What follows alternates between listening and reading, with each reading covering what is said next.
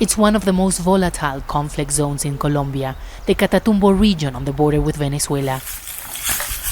It's here where we met a commander from the 33rd Front of a dissident FARC rebel group.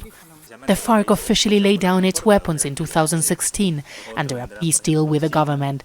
But some factions rejected the agreement or later returned to arms. The peace agreement was not fulfilled as we expected. Many former combatants were killed after the agreement. They left us at the expense of paramilitary groups. The social change that needed to happen did not take place. That's why we rearmed, and we have a right to armed struggle. The group is now in talks with the government of Gustavo Petro under what is known as a total peace plan. Young men and women have been recruited by guerrilla groups in recent years. For many, an example of how fast armed groups are increasing in numbers. Peace continues to be extremely fragile in this part of Colombia as different guerrilla groups continue to fight each other and the Colombian state. We're now heading to a camp of this FARC dissident group and see how they operate from there. We drove for about an hour, where the absence of the state is clear all around the area. Then we had to walk up in the mountains until we found a temporary camp.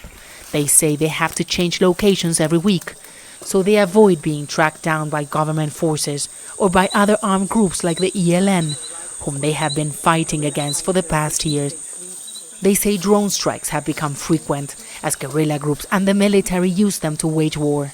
This is a camp for about 20 fighters, and this is the place where they eat, they sleep, and they also treat the wounded. This is a nursery where they can even operate when there's people injured during a firefight. Most of those here do not want to show their face, except Commander Miller, who says he has been part of the FARC since he was a teenager. In Catatumbo, war and drug trafficking are deeply intertwined.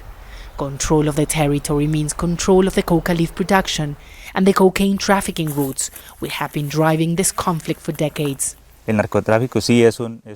Drug trafficking is the fuel for this war and has allowed guerrillas to fight. But guerrillas don't exist in the country because there is cocoa. They exist because there are unresolved problems, land, education, and lack of opportunities.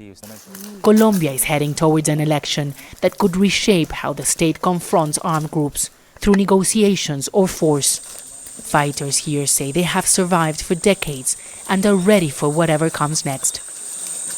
Teresa Bo, Jazeera, Catatumbo, Colombia.